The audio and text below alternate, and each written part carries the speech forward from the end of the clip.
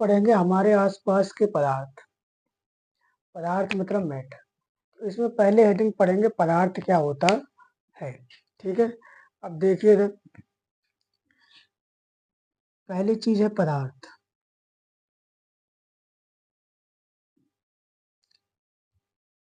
जिसे अंग्रेजी में मैटर कहते हैं।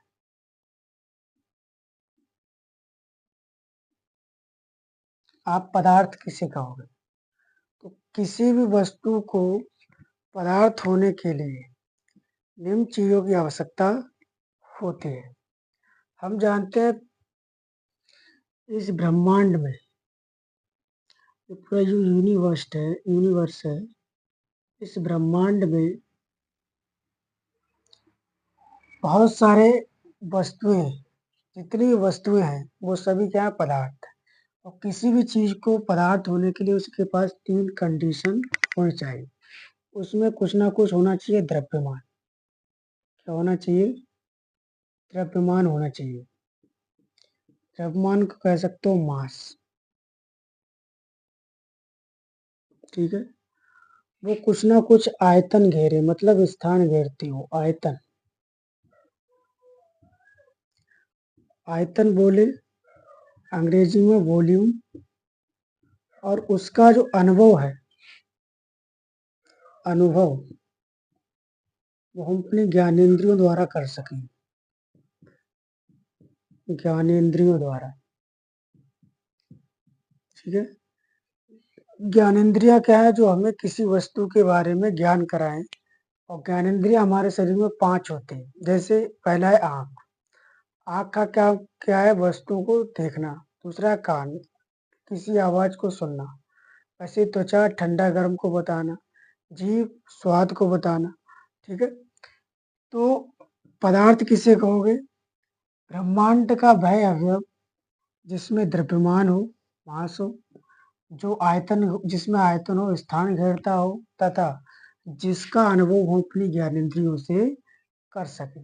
ज्ञानेंद्रियां कौन कौन सी हैं? इसमें पहला है आंख, एक ज्ञानेंद्रिय है आंख।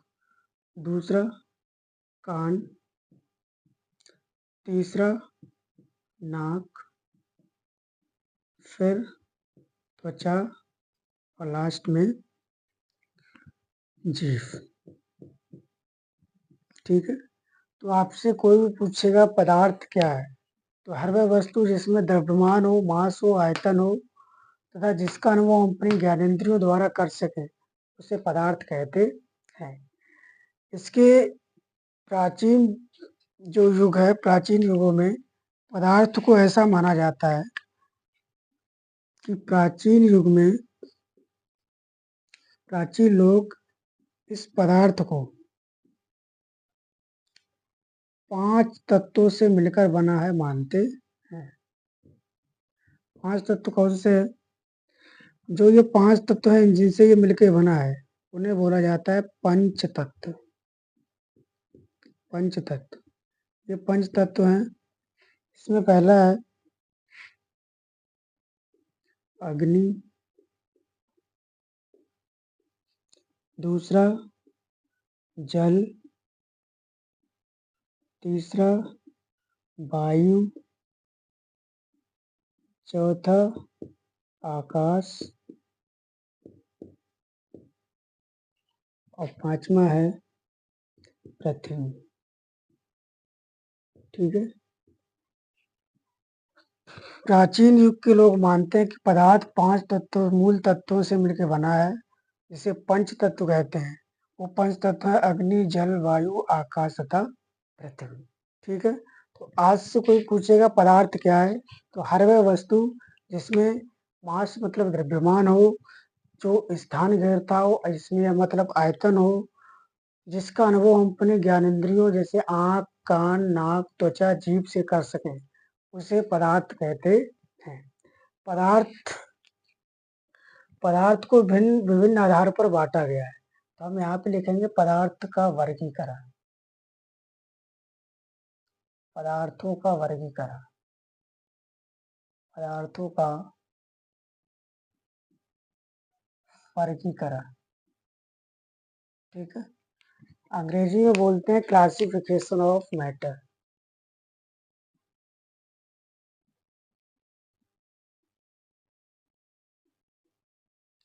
क्लासिफिकेशन ऑफ मैटर, ठीक है। पदार्थ को हम दो आधार पर बांट सकते हैं। वो दोनों आधार कौन कौन से हैं? पदार्थों के वर्गीकरण में दो चीजें हैं। इसका हम वर्गीकरण दो तरीके से कर सकते हैं। एक जो वर्गीकरण है वो करेंगे भौतिक आधार पर। भौतिक आधार जो हम देख सकते हैं, ठीक है। केमिकल आधार जो उसकी आंतरिक संरचना है उस आधार पर। पहले हम देखेंगे भौतिक आधार पर पदार्थ कितनी तरीके का होता है। पदार्थों का वर्गीकरण दो तरीकों से हम करेंगे।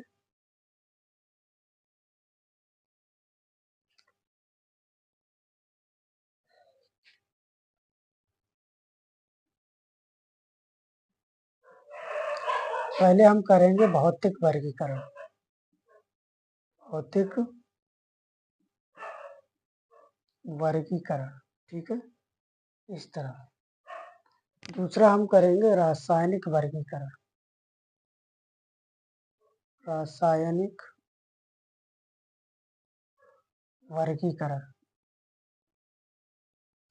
भौतिक वर्गीकरण में पदार्थ को तीन अवस्थाओं में बांटा गया है। इसमें पहला है ठोस,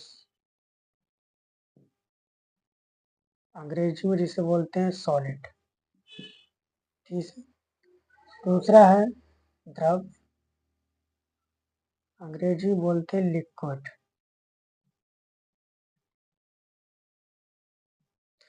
लास्ट में है गैस, जिसे अंग्रेजी में भी गैस ही बोलते हैं। तो पदार्थ का भौतिक वर्गीकरण में पदार्थ को तीन भागों में बांटा गया है। पहला है ठोस, दूसरा द्रव, तीसरा गैस। फिर है रासायनिक वर्गीकरण। रासायनिक वर्गीकरण में भी तीन है। पहला तत्व, तत्व जिसे एलिमेंट कहते हैं, एलिमेंट। दूसरा यौगिक, यौगिक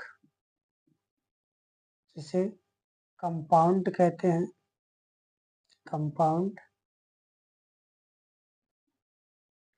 ठीक है। और लास्ट है मिश्रण, मिश्रण जिसे अंग्रेजी में मिक्सचर कहते हैं, ठीक है। तो पदार्थ को वर्गीकरण हमने दो आधारों पर किया है। पहला भौतिक वर्गीकरण जिसमें पदार्थ को ठोस, द्रव तथा गैस अवस्था में बांटा गया है। दूसरा रासायनिक वर्गीकरण जिसमें पदार्थ को तत्व, यौगिक तथा मिश्रण तीन रूपों में बांटा गया है। इन चीजों को पढ़ने से पहले हम दो चीजें पढ़ेंगे। इसमें पहला है कि द्रव्यमान क्या है और दूसरा है भार क्या है। तो पहले हम समझेंगे द्रव्यमान क्या है। द्रव्यमान, द्रव्यमान जिसे अंग्रेजी में कहते हैं मास, ठीक है। द्रव्यमान क्या है? द्रव्यमान किसी वस्तु में उपस्थित पदार्थ की वास्तविक मात्रा होती है। मतलब द्रव्यमान को लिख सकते हैं वस्तु में उपस्थित पदार्थ की वास्तविक मात्रा। वस्तु में उपस्थित पदार्थ की वास्तविक मात्रा, पदार्थ की वास्तविक मात्रा,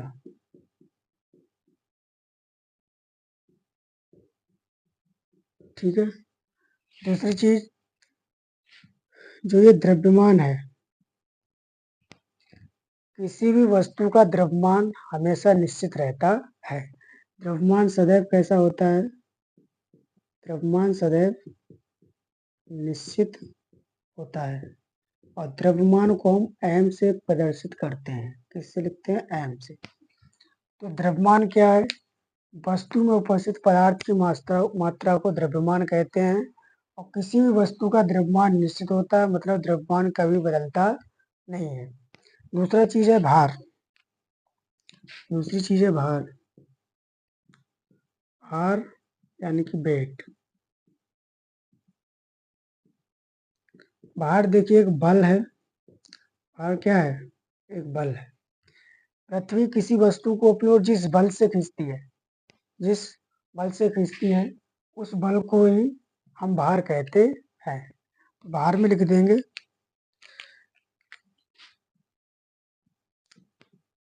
पृथ्वी किसी वस्तु को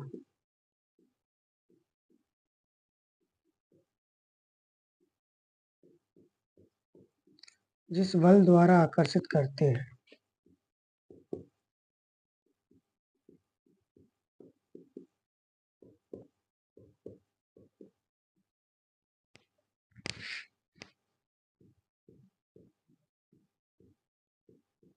उसे भार कहते हैं। ठीक है। वस्तु जिस बल से आकर्षित करेगी। एक बात ध्यान रखना, भार स्थान परिवर्तन से बदल जाता है। ठीक है, तो लिखेंगे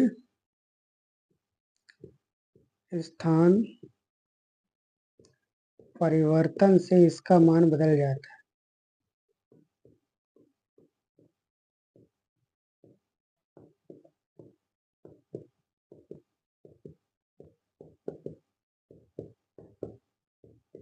ठीक है, आगे है भार को कैसे रिप्रेजेंट करते हैं? W से। अब द्रव्यमान और भार में एक संबंध है, आइए उसको भी पढ़ लेते हैं।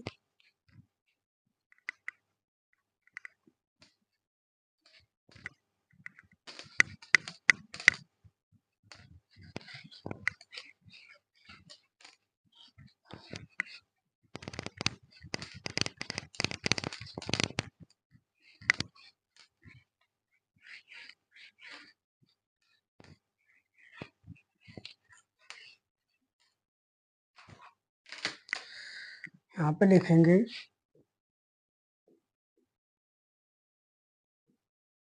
द्रव्यमान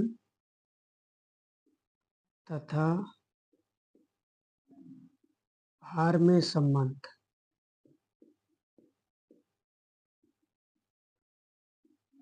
द्रव्यमान तथा भार में संबंध होता है W=mg। ठीक है, W=mg। जहाँ पे ये G है, ये G है, इस G को बोलते हैं गुरुत्व जनित त्वरण। गुरुत्व जनित त्वरण। ठीक है। हाँ, मैंने एक चीज ध्यान रखना, W जो होता है वो स्थान के हिसाब से बदल जाता है। ठीक है, लेकिन किसी वस्तु का द्रव्यमान स्थान के हिसाब से नहीं बदलता। वस्तु का द्रव्यमान हर जगह समान होता है। इसे हम ऐसे समझेंगे, एग्जाम्पल के लिए ले रहे हैं। मान लो कोई व्यक्ति अंतरिक्ष में है। कहाँ है? अंतरिक्ष। तो अंतरिक्ष में जो गुरुत्व जनित त्वरण है जी, उसकी वैल्यू कितनी होती है? 0। तो जी की वैल्यू अगर 0 है तो वहां पर किसी वस्तु का भार भी कैसा होगा? 0 हो जाएगा। तो अंतरिक्ष में ग्रेविटी मतलब जी का वैल्यू 0 है। सो सूत्र होता है W=mg। W=m की वैल्यू, मान लो कोई व्यक्ति है जिसका वजन या मान लो 600 ग्राम का कोई पिंड है। कितना है? 600 ग्राम का कोई पिंड है। वो कहाँ है? अंतरिक्ष। तो अंतरिक्ष में उसका भार कितना होगा? तो W बराबर होता है m द्रव्यमान है 600। फिर G की वैल्यू अंतरिक्ष में कितनी है? 0। तो W आ जाएगा 0। मतलब अंतरिक्ष में G की वैल्यू 0 होने के कारण, गुरुत्व जनित त्वरण 0 होने के कारण वहाँ किसी वस्तु का आभार कितना प्रतीत होता है? शून्य। ऐसे ही तुम चंद्रमा पे जाओगे, चंद्रमा पे चंद्रमा पे क्या होता है? चंद्रमा पे जो किसी वस्तु का भार है, वो चंद्रमा पर किसी वस्तु का जो भार है, वो पृथ्वी के भार का होता है 1/, सॉरी इधर लिखे ना, चंद्रमा पर जो किसी वस्तु का भार होता है, वो पृथ्वी के भार से होता है 1/6। मतलब अगर तुम किसी 60 किलो आदमी को चंद्रमा पे ले जाओगे, तो उसका वजन वहाँ 10 किलो बचेगा। या मान लो किसी व्यक्ति का वजन 600 किलो है, कितने का है? 600। तो देखो चंद्रमा पे इसका वजन कितना होगा। पृथ्वी पर किसी वस्तु का वजन 600 है, तो यहाँ पे लिख देंगे 600 पृथ्वी पर वजन। उसका चंद्रमा पे कितना हो जाता है? 1/6। 6 एकम 6, 6 एकम 6, डबल जीरो। तो चंद्रमा पे वजन कितना बचा? 100। एक ये 100 बचे, 100 एकम 100। चंद्रमा पे कितना बचेगा? 100 केजी। ठीक है, तो मतलब चंद्रमा पे जो किसी वस्तु का वजन होता है, भार होता है, वो पृथ्वी की 1/6 होता है। तो आज के लिए हम इतना ही पढ़ेंगे। कल की क्लास में पढ़ेंगे पदार्थ के क्या क्या गुण होते हैं, पदार्थ की संरचना कैसी होती है, पदार्थ में कणों का आकार कैसा होता है, और बहुत सारी जानकारियां कल सीखेंगे। तो आज के लिए इतना ही।